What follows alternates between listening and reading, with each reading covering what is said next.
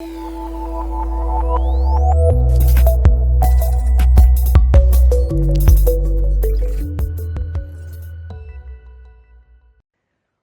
this video, you'll be able to realize the potential dangers of spreading your social content too thin across multiple channels.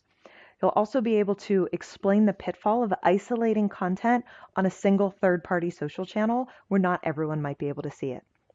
You should be able to outline a new approach to social posting that utilizes a blog or some form of social media home base, and identify opportunities for more streamlined conversion experiences in existing social media campaigns. So let's get started with Lesson 3, Establishing and Benefiting from a Social Media Home Base. Too many brands tend to be so busy putting content out on different channels that they miss the need and the value of having a centralized hub. And what I mean by that is having one place where all of the collateral that they're creating for their social campaigns is actually housed and accessible in one centralized hub. And in general, they do a pretty good job with social media. They're active on Twitter, they have a YouTube channel, they're on Facebook and Pinterest and all sorts of different places. So what happens is your target audience can miss a lot because social media efforts are scattered. People who find one type of content, they don't always know, hey, you also have a YouTube channel. Hey, you also have an Instagram channel. So they're not necessarily aware of all the possibilities. Now, if I actually go into the Annie's website, now I'm going to find out about their Grants for Gardens program. And I've been a fan of Annie's for years, but I had no idea this program existed until I used them as an example to go and pull screenshots for this.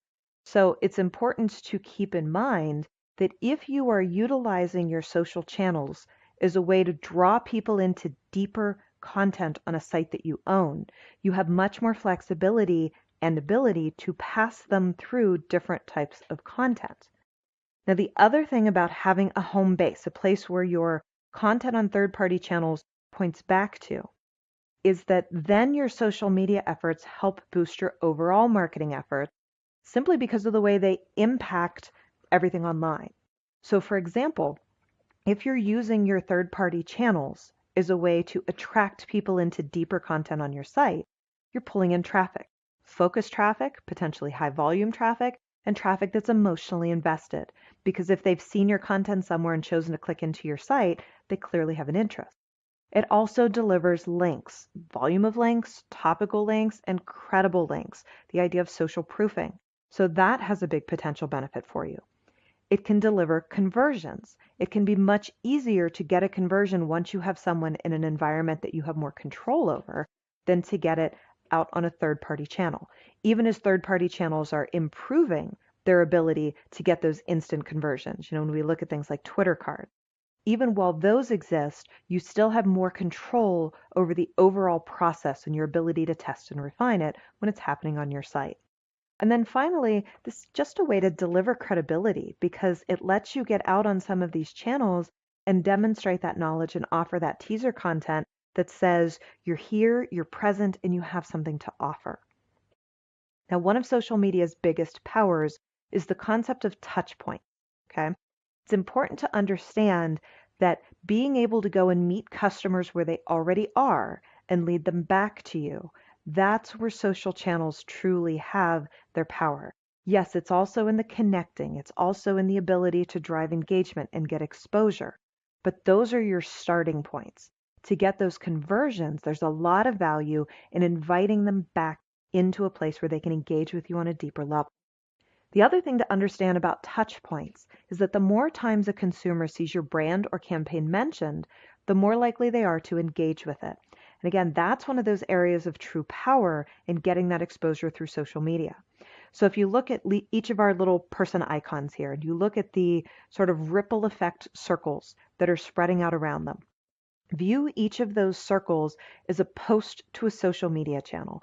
And maybe the bigger circles are posted by an influencer in a specific area, and the smaller circles are posted by, a friend or maybe a lesser known blogger. Years ago with Candy Crush Saga, which was a huge, huge mobile phenomenon here in the United States, most people didn't know about it until a friend invited them to play. And most people probably got half a dozen, maybe 2 or 3 dozen invites before they took the time to check it out. it takes a lot of exposure, a lot of your friends sharing the same video or linking to the same news story before you finally cave and go, okay, well, if that many people think it's worthwhile, maybe I should take a look at it.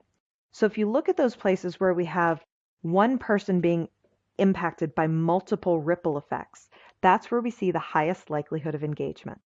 And that's where having a good presence across social media channels and good social sharing across social media channels gives you those touch points and those ability to draw people into an experience with your company. Now, most social media channels have slightly different reasons for existing. Again, we mentioned earlier, and we're going to talk a little bit later about the fact that it's important to customize the way you put your content out there so that it has the highest likelihood of catching the attention and being engaged with by consumers. So if we look at things like micromedias, Twitter and Tumblr, it's a great place to sort of connect and listen. Same thing with forums. But as we move down from, say, forums to social networks, now we're also looking at building relationships, and it requires sort of a frequency of contact. And you can see that each of the different forms of social channels has a value to it and a specific thing that it has the ability to accomplish. Now, if each of your social media efforts connects back into your home base, you have the ability to pass consumers through multiple support channels, and you can play each channel to their strength to, again, create a better experience where people can then come in and engage with you on sort of your owned media on the home base or the blog or the area that you have created. Now, a great example of this, of leveraging touch points, is a company called Smarty Had a Party. It's a party planning site. They sell high-end disposable party products, plates and glasses and things like that. And they do an excellent job of using blog content and social channels to attract visits and then leading buyers from the blog into their sales process. So for example, you can see here a Facebook post they put up that talks about a new product that they've just released. They had a contest that went with it, and they gave free product away for a couple people. And they linked into a blog post that they put together that says, here's how to use this product to create favor or an appetizer or something that you can use at your next party. Now, when you look at the blog post they put up and you zoom in a little bit, you'll see that at the bottom, they had a link to go and buy the product. So they're using the Facebook post and a teaser to draw people into their website where they can give more information, get them more actively engaged, and then eventually push them into that conversion funnel. That's an example of leveraging targeted touch points on a specific social media channel to draw someone into a home base. Now, let's see this approach in action and how we can take one of the ways that companies tend to use social media and make a slight tweak, but really make a big difference in their ultimate impact. So an example here is Belvedere Flowers, a small florist in the US that was using YouTube to sell boxwood trees for Christmas several years ago. And they ended up making a couple mistakes. And what's really interesting is I was actually doing a webinar once where I included them as an example, and they were actually on the call because it was a florist webinar. And they did end up implementing some of these changes and said it worked out really, really great. So several years ago, I was on Twitter and I saw this tweet come by that said, boxwood trees are now available for Philadelphia flower delivery. Your cat will love them too. It linked from Twitter over to YouTube, where there was a little homemade YouTube video about sort of the owner's grandson decorating this little boxwood tree. And then I think they took it off to a relative that might have been in a nursing facility, where they couldn't have a full Christmas tree. Cute video, does a decent job of making me go, hey, that might be really good for my grandmother or my great aunt. Now, there's a couple challenges here. One of the big ones is that you have to actually go and look for the links. There wasn't anything embedded, they didn't have the call outs with the link straight in to go buy the product. So you had to actually look around and see if you could figure out what the URL was or go back and run a search for it. Of course, that's all assuming you don't get distracted by all of the, up next or related videos and run off down a rabbit trail that, 20 minutes later you find yourself going, oh my goodness, why did I even come to YouTube in the first place? We know that tends to happen there. So assuming you stayed focused and you actually found that link and you clicked into the site, when I clicked into the site, there were no boxwood trees. And I looked all over for boxwood trees. I even used the search function to look for boxwood trees. And most people don't tend to use the search function. They just go right back to Google and they run a search again.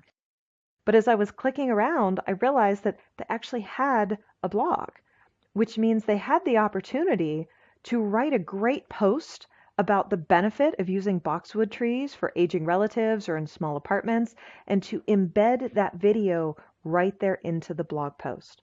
Because by embedding it into the blog post, now they're removing some of the distractions of being in that YouTube environment, and they're allowing me to be in their blog environment where they're controlling what the layout looks like. On top of that, they also have the ability to put an image and an add to cart and a call to action button right there in the same blog post to lead me into where I can purchase that boxwood tree instead of making me hunt around and look for it. Now, if you consider the difference of making these slight changes and you look at the before and after, you'll see that the way they had it set up, I had to be on Twitter, see the tweet on Twitter, click into the video, watch the video, look around for the URL to the site, and ignore all the other distractions on YouTube. Click through to the site, search for the boxwood tree, read all the pricing, and then click to order. Now, if you use this home-based mentality, now when I'm on Twitter and I see this link and I click, I come into the blog post and I can watch the video right there on the blog post. I can view the pricing information right there on the blog post, and then I can click to order. That's 2 clicks instead of 7 different steps up in the first one. Now, if you know anything about conversion optimization, you know that the fewer steps that you have, the higher the ultimate conversion rate.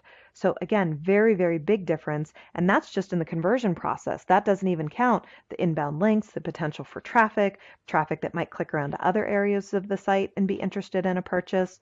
Lots of benefits to looking at it from this new perspective.